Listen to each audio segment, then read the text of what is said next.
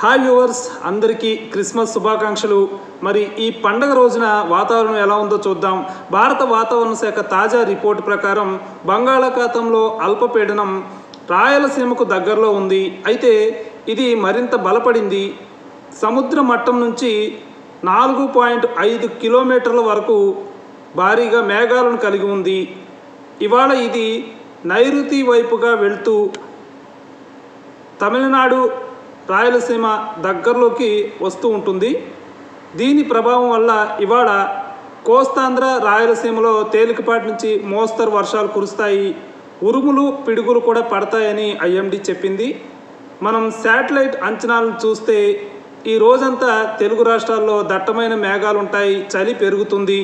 తూర్పు రాయలసీమ కోస్తాంధ్రలో చాలా చోట్ల రోజంతా మోస్తరు వర్షాలు కురుస్తాయి. సాయంత్రం తర్వాత వాన మరింత పెరుగుతుంది.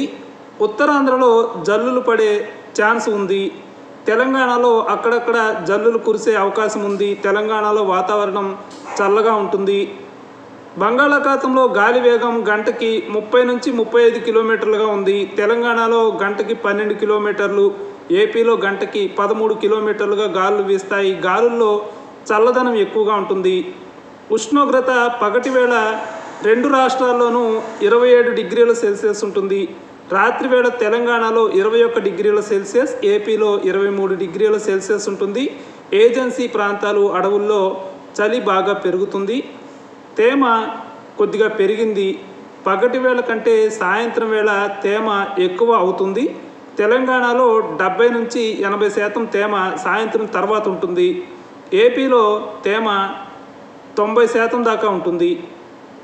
సాయంత్రం తర్వాత ఏపీ తీర ప్రాంతం మొత్తం చాలా చల్లగా ఉంటుంది. అందువల్ల ప్రజలు చలి నుంచి కొన్ని జాగ్రత్తలు తీసుకోవాలి. అలాగే పిడుగులు కూడా పడతాయని ఐఎండీ చెప్పింది. కాబట్టి వర్షం పడే సమయంలో కొంచెం బయటికి వెళ్లకుండా మనం జాగ్రత్త పడాల్సిన అవసరం ఉంది. ఇది లేటెస్ట్ అప్డేట్. ఇలాంటి అప్డేట్స్ కోసం న్యూస్ 18 తెలుగు సబ్స్క్రైబ్ చేసుకోండి. బెల్ ఐకాన్ ప్రెస్ చేయండి. Thank you.